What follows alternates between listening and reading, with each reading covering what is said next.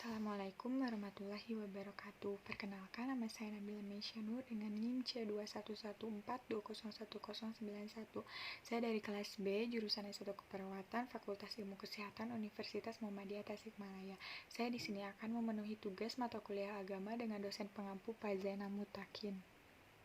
Akidah menurut bahasa itu simpul berakar dari kata akoda yakidu akdan, yang berarti simpul, ikatan, kesepakatan, dan teguh.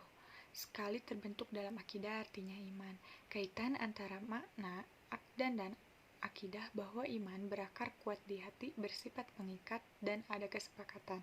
Sedangkan secara istilah terdapat beberapa definisi, antara lain yang pertama, menurut Hasan al-Banna, akidah adalah beberapa perkara yang wajib diyakini keberadaannya oleh hatimu, mendatangkan ketentraman jiwa, menjadi keyakinan yang tidak bercampur sedikit pun dengan keraguan-raguan.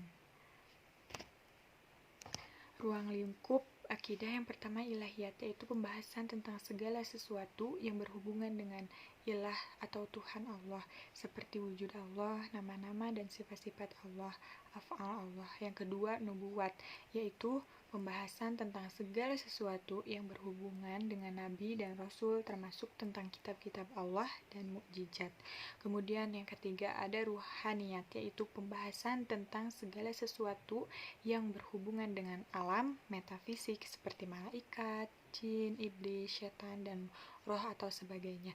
Kemudian yang keempat sam'iyat, yaitu pembahasan tentang segala sesuatu yang hanya bisa diketahui lewat sam'i atau dalil nakri berupa Al-Quran dan As-Sunnah, seperti alam barzah, akhirat, azab kubur, tanda-tanda kiamat, surga, neraka, dan lain sebagainya.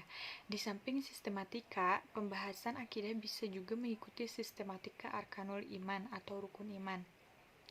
Kemudian yang selanjutnya sumber akidah Islam sebagai pedoman hidup umat muslim menurut Syekh Prof. Dr. Abdullah bin Abdul Aziz Al-Jibrin Hafizahullah.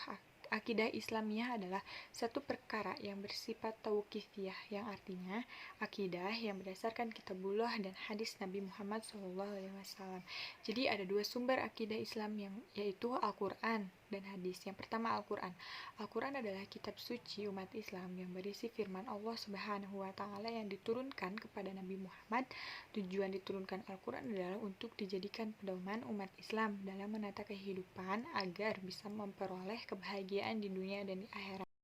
Dalam Al-Quran terdapat banyak petunjuk-petunjuk, keterangan, konsep baik yang bersifat global maupun yang bersifat terinci, tersurat maupun tersirat dalam berbagai persoalan dan bidang kehidupan manusia. Apa yang ada di dalam Al-Quran adalah benar. Oleh karena itu, sepatutnya umat Islam selalu berpedoman kepada Al-Quran. Kemudian yang kedua ada hadis.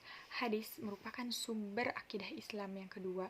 Menurut bahasa, hadis merupakan sesuatu yang baru yang menunjukkan sesuatu dekat atau waktu yang singkat.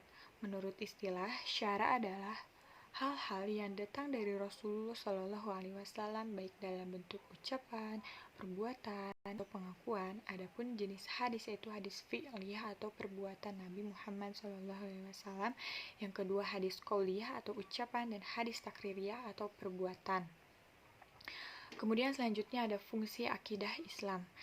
Yang pertama, sebagai pondasi untuk mendirikan bangunan Islam. Yang kedua, merupakan awal dari akhlak yang mulia. Jika seseorang memiliki akidah yang kuat, pasti akan melaksanakan ibadah dengan tertib, memiliki akhlak yang mulia, dan bermuamalat dengan baik. Kemudian yang ketiga, semua ibadah yang kita laksanakan, jika tanpa ada landasan akidah, maka ibadah kita tersebut tidak akan diterima. Kemudian yang selanjutnya, prinsip-prinsip akidah Islam. Yang pertama, berserah diri pada Allah dan tauhid. Yang kedua, taat kepada Allah dengan melakukan ketaatan. Yang ketiga, berlepas diri dari syirik dan perilaku syirik. Dicukupkan sekian pembahasan akidah. Mohon maaf bila banyak kesalahan. Wassalamualaikum warahmatullahi wabarakatuh.